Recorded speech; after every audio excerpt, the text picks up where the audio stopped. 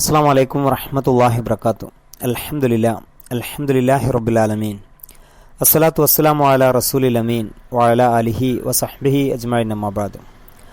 റബ്ബി ഇശ്റഹ് ലി സദ്രി വയസ്സിർ ലി അംരി വഹ്ലുൽ ഉഖ്ദത മിൻ ലിസാനി യഫ്ഖഹു ഖൗലി. പ്രിയമുള്ളവരെ, സൂറ അൽ ജാസിയ 21 മുതൽ 23 വരെയുള്ള സൂക്തങ്ങളാണ് ഈ ക്ലാസ്സിൽ നമ്മൾ ചർച്ച ചെയ്യുന്നത്. പരലോക ജീവിതമാണ് അള്ളാഹുവിടെ ഊന്നിപ്പറയുന്നത്. ഏകദൈവ വിശ്വാസത്തെക്കുറിച്ചുള്ള കൃത്യമായ ചില നിർദ്ദേശങ്ങളും പ്രാപഞ്ചിക ദൃഷ്ടാന്തങ്ങളും മുൻകഴിഞ്ഞ 20 സൂക്തങ്ങളിലായി നമ്മൾ മനസ്സിലാക്കി. ഇനി ശ്രദ്ധ പരലോകത്തേക്ക് ക്ഷണിക്കുന്നു. അം ഹസിബല്ലദീന ഇജ്തറഹു സയ്യിആതി അൻ നജ്അലഹും കല്ലദീന ആമനു വഅമിലുസ് സ്വാലിഹാത്ത് സവാഅം മഹ്യാഹും വമമാതുഹും സഅ മാ യഹ്കുമൂൻ. അം ഹസിബ എന്നാൽ കരുതുക, വിചാരിക്കുക. അതല്ല, ഈ ഭാഗം ആളുകൾ ധരിച്ചിരിക്കുകയാണോ? അല്ലദീന ഇജ്തറഹു സയ്യിആത്ത്, എങ്ങനെയുള്ളവരാണ്? ദുഷ്ടതകൾ ചെയ്തു കൂട്ടിയവർ. അൻ നജ്അലഹും, അള്ളാഹു അവരെ പരിഗണിക്കുന്നുവെന്ന്. കല്ലദീന ആമനു വഅമിലുസ് സ്വാലിഹാത്ത്, കല്ലദീന ഒരു കൂട്ടരെ പോലെ. ആമനു വിശ്വസിക്കുകയും വഅമിലുസ് സ്വാലിഹാത്ത് സൽക്കർമ്മങ്ങൾ അനുഷ്ഠിക്കുകയും ചെയ്തവരെ പോലെ. സവാഅൻ സമമാകുമെന്ന്. മഹ്യാഹും അവരുടെ ജീവിതാവസ്ഥയും വമമാതുഹും അവരുടെ മരണവും അഥവാ മരണാനന്തര പരിണതിയും. സഅ മാ യഹ്കുമൂൻ, അവർ വിധിക്കുന്നത് എത്രമാത്രം വലിയ ചീത്തയായ ഒന്നാണ്. ഇവിടെ നിഷേധികളായ ആളുകൾ വിചാരിക്കുകയാണോ വിശ്വസിക്കുകയും സൽക്കർമ്മങ്ങൾ അനുഷ്ഠിക്കുകയും പോലെ ദുഷ്ടതകൾ ചെയ്തു കൂട്ടിയ ആളുകളെ അള്ളാഹു പരിഗണിക്കുമെന്നാണോ അവർ വിചാരിക്കുന്നത്? ഒരിക്കലുമല്ല. പരലോകം സത്യമാണ് എന്നതിനുള്ള ധാർമ്മികമായൊരു ന്യായം ഇതാണ്. ധർമ്മങ്ങളിൽ പുണ്യപാപങ്ങൾ തമ്മിൽ, കർമ്മങ്ങളിലും നന്മതിന്മകൾ തമ്മിലുള്ള വ്യത്യാസത്തിൻ്റെയും അനിവാര്യ താൽപ്പര്യം ഉണ്ടല്ലോ. സുഹൃതവാന്മാരുടെയും ദുഷ്കൃത്യം ചെയ്ത ആളുകളുടെയും പരിണതി ഒരുപോലെ ആയിക്കൂടാ. ഒരാൾ അള്ളാഹുവിൻ്റെ എല്ലാ നിയമത്തുകളും അനുഭവിച്ച് പരിപൂർണ സ്വാതന്ത്ര്യത്തോടെ തോന്നിയതെല്ലാം ചെയ്ത് വൃത്തികേടുകൾ ജീവിതത്തിൻ്റെ ശീലമാക്കി അങ്ങനെ മതിമറന്ന് ആസ്വദിച്ച് ജീവിച്ചു. മറ്റൊരു വ്യക്തി അള്ളാഹുവിൽ വിശ്വസിക്കുകയും സൽക്കർമ്മങ്ങൾ മാത്രം അനുഷ്ഠിക്കുകയും ചെയ്തു.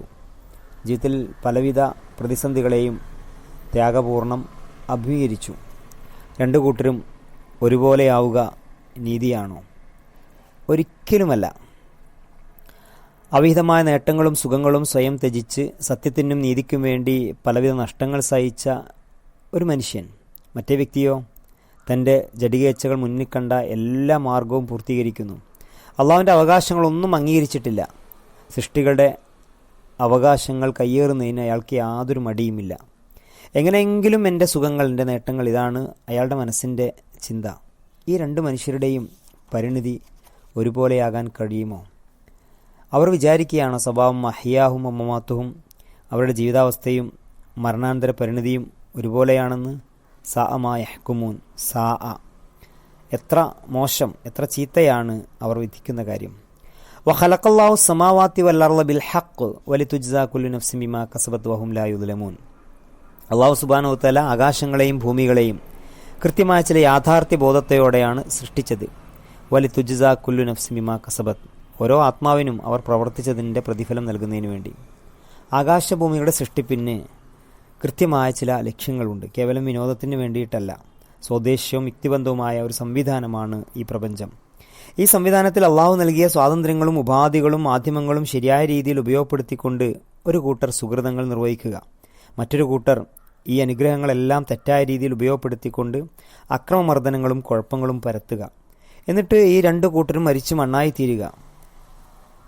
രണ്ടു കൂട്ടരുടെയും പരിണിതി ഒരുപോലെയാകുന്നത് ശരിയാണോ, നീതിയാണോ? തുടർന്ന് അള്ളാഹു പറയുന്ന വാക്യം ഇതാണല്ലോ, വഹും ലാ യുദ്ലമൂൻ, മനുഷ്യരോട് അശേഷം അനീതി ഉണ്ടാവുകയില്ല. ഓരോ മനുഷ്യരും പ്രവർത്തിച്ചതിൻ്റെ ഫലം അള്ളാഹു അവർക്ക് നൽകും. വമയഅമൽ മിസ്കാല ദർറത്തിൻ ഖൈറ യറ വമയഅമൽ മിസ്കാല ദർറത്തിൻ ശർറ യറ. അണുമണി തൂക്കം നന്മ ചെയ്താൽ അത് കാണും, തിന്മ ചെയ്താൽ അത് കാണും. ലഹാ മാ കസബത്ത് വഅലൈഹ മക്തസബത്ത്, ഓരോരുത്തരും സമ്പാദിച്ചതിൻ്റെ ഫലം അവർക്ക് ലഭിക്കുക തന്നെ ചെയ്യുമെന്ന് അള്ളാഹു കൃത്യമായി നമ്മെ പഠിപ്പിക്കുന്നു. അഫ്റഅയ്ത മൻ ഇത്തഖദ ഇലാഹു ഹവ, അഫ്റഅയ്ത, നീ കണ്ടുവോ, നീ ആലോചിച്ച് നോക്കിയിട്ടുണ്ടൊരു കൂട്ടരെക്കുറിച്ച്? മനിത്തഹദ ഇലാഹു ഹവ, തൻ്റെ ഇച്ഛയെ ദൈവമായി എടുത്തവൻ, വ അലല്ലഹു അല്ലാഹു അലാ ഇൽമിൻ, അള്ളാഹു അവനെ അറിവിന്മേൽ തന്നെ വഴിതെറ്റിച്ചിരിക്കുന്നു. വ ഹതമ അലാ സമഇഹി വ ഖൽബിഹി, അവൻ്റെ ചെവിയിന്മേലും മനസ്സിന്മേലും അള്ളാഹു മുദ്ര ചാർത്തിയിരിക്കുന്നു. വ ജഅല അലാ ബസ്വരിഹി ഗിശാവ, കണ്ണിന്മേൽ മൂടിയിടുകയും ചെയ്തിരിക്കുന്നു. ഗിശാവ, മൂടി. ഫമൻ യഹ്ദീഹി, ആർക്കാണ് അവനെ സന്മാർഗത്തിലേക്ക് നയിക്കാനാവുക, മിൻ ബഅദില്ല, അള്ളാഹുവിന് ശേഷം. അഫലാ തദക്കറൂൻ, നിങ്ങൾ ആലോചിക്കുന്നില്ലയോ? ഇവിടെ ഇച്ഛയെ ഇലാഹാക്കുക എന്നാണ് സൂചിപ്പിച്ചത്. സ്വന്തം ആത്മാവിനെ പൂജിക്കുക, അനുസരിക്കുക, ആരാധിക്കുക എന്നതല്ലല്ലോ അതിൻ്റെ താല്പര്യം. തൻ്റെ ഇച്ഛയനുസരിച്ച് ദൈവിക താല്പര്യങ്ങൾ വിസ്മരിക്കുന്ന ഒരു മനുഷ്യനെക്കുറിച്ചാണ് ഇവിടെ സൂചിപ്പിക്കുന്നത്. ദൈവം അനുവദിച്ചതോ നിരോധിച്ചതോ എന്ന വിവേചനമില്ലാതെ തോന്നിയതൊക്കെ പ്രാവർത്തികമാക്കുക. തൻ്റെ മനസ്സിന് രസം തോന്നാത്തതൊന്നും ചെയ്യാതിരിക്കുക. അള്ളാഹു അത് നിർബന്ധമാക്കിയിട്ടുണ്ടെങ്കിലും അവനൊരു പ്രശ്നമല്ല. ഒരാൾ ഈ രീതിയിൽ എങ്ങനെയെങ്കിലും അനുസരിക്കുക എന്നാൽ അതിനർത്ഥം അയാളുടെ ആരാധ്യൻ അള്ളാഹുവല്ല, അയാളെ തന്നെയാണ് അനുസരിക്കുന്നത്. പ്രവാചകന്മാരോ ദൈവിക നിർദ്ദേശങ്ങളോ വിശുദ്ധ ഖുർആൻ്റെ അധ്യാപനങ്ങളോ അള്ളാഹുവിൻ്റെ കൽപ്പനകളോ ഒന്നും അയാൾക്ക് പ്രശ്നമല്ല.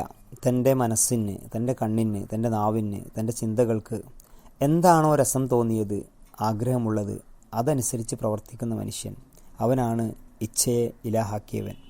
അള്ളാഹു സുബ്ഹാനഹു വതആല അറിവിന്മേൽ തന്നെ അവനെ വഴികേടിലാക്കിയിരിക്കുന്നു. ഈ ഒരു ഭാഗത്തിന് രണ്ട് ആശയങ്ങളുണ്ട്. അയാൾക്ക് അറിവുള്ളതോടൊപ്പം തന്നെ അള്ളാഹുവിൽ നിന്ന് ദുർമാർഗത്തിൽ എറിയപ്പെട്ടു എന്നാണ് ഈ വാക്യത്തിൻ്റെ ഒരു ആശയം. എന്തുകൊണ്ടെന്നാൽ അവൻ ജഡികേച്ഛയുടെ അഥവാ സ്വന്തം ഇച്ഛകളുടെ അടിമയാണ്. മറ്റൊരു ആശയം ഇങ്ങനെയാണ്: അയാൾ സ്വന്തം ഇച്ഛയുടെ അടിമയായിരിക്കുന്നു എന്നറിഞ്ഞതിനാൽ അള്ളാഹു അയാളെ ദുർമാർഗത്തിലേക്ക് തള്ളി. അള്ളാഹു ഒരു മനുഷ്യനെ ദുർമാർഗത്തിലേക്ക് തള്ളുക എന്ന് വെച്ചാൽ അവൻ്റെ മനസ്സിനും കാതുകൾക്കും മുദ്രവെക്കുക, കണ്ണുകൾക്ക് അടപ്പിടുക എന്നൊക്കെ പറയുന്നതിൻ്റെ താല്പര്യം ഇതാണ്. ചരിത്രത്തിൽ നിന്നോ പൂർവ്വകാല സമൂഹത്തിൽ നിന്നോ പ്രാപഞ്ചിക ദൃഷ്ടാന്തങ്ങളിൽ നിന്നോ യാതൊന്നും മനസ്സിലാക്കാതെ സ്വന്തത്തെ വിസ്മരിച്ച് ജീവിക്കുന്ന ഒരു മനുഷ്യൻ നന്മകൾ കാണാനോ നിയമോപദേശങ്ങൾ മനസ്സിലാക്കാനോ ഒരിക്കലും അയാൾക്ക് ഒരു താല്പര്യമുണ്ടാവുകയില്ല. അയാൾക്ക് അള്ളാഹുവിൻ്റെ അനുഗ്രഹം ലഭിക്കുകയില്ല. കാരണം സ്വയം കണ്ണടച്ച് ദൃഷ്ടിപഥത്തിലേക്ക് സൂര്യപ്രകാശം എത്തുകയില്ലെന്നതാണ് ദൈവത്തിൻ്റെ പ്രകൃതി നിയമം. നമ്മൾ കണ്ണടച്ച് ഇരുട്ടാക്കുക എന്ന് പറയല്ലോ. കേൾക്കാൻ ആഗ്രഹിക്കാത്തവനെ ആർക്കും ഒന്നും കേൾപ്പിക്കാൻ സാധിക്കുകയില്ല. മറ്റൊരു ഭാഗം ഇവിടെ സൂചിപ്പിക്കുന്നത് ഫമൻ യഹ്ദീഹി മിൻ ബഅദില്ലാഹി അഫലാ തദക്കറൂൻ, അള്ളാഹുവിന് ശേഷം ആരാണ് അവനെ മാർഗദർശനം ചെയ്യുക? എന്ത് നിങ്ങളൊരു പാഠവും ഉൾക്കൊള്ളുന്നില്ല എന്നോ? ഇച്ഛയെ ഇലാഹാക്കുന്ന ആളുകൾ ഭൗതികമായ സുഖാസ്വാദനങ്ങൾ ആഗ്രഹിക്കുന്ന ആളുകളാണ്.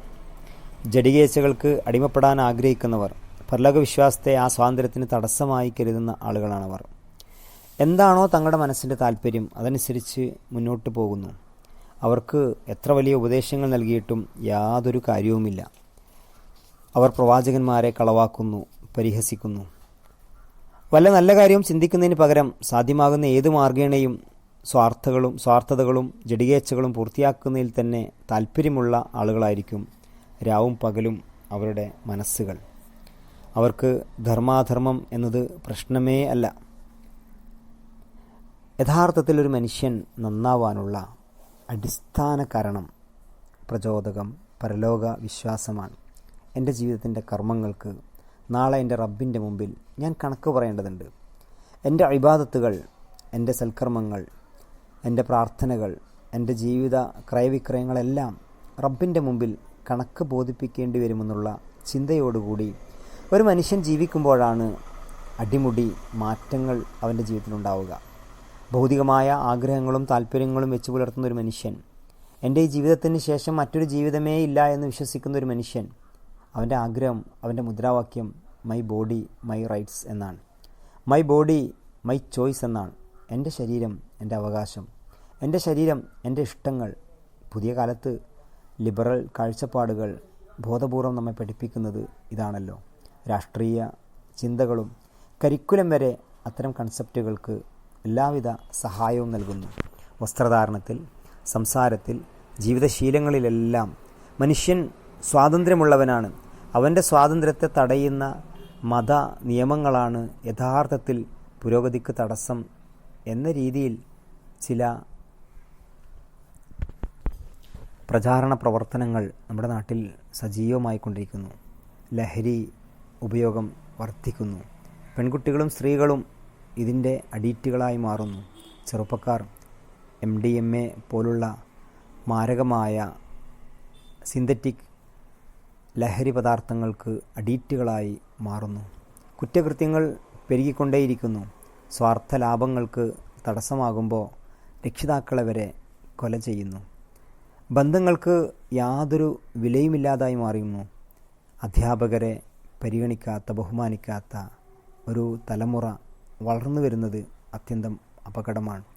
ഒരു മനുഷ്യനെ നന്നാക്കുന്ന അടിസ്ഥാന കാരണം, ഉപാധി കേവലം ഉപദേശങ്ങൾ മാത്രമല്ല, ഈ ജീവിതത്തിന് ശേഷം മറ്റൊരു ജീവിതമുണ്ട് എന്ന തികഞ്ഞ ദൈവിക നിർദ്ദേശമാണ്. ഈ ഒരു യാഥാർത്ഥ്യത്തെ സമൂഹത്തിലേക്ക് നൽകാൻ പ്രിയമുള്ളവരെ നമുക്ക് കഴിയേണ്ടതുണ്ട്. അള്ളാഹു നമ്മെ അനുഗ്രഹിക്കുമാറാവട്ടെ. ആമീൻ. അസ്സലാമു അലൈക്കും വറഹ്മത്തുള്ളാഹി.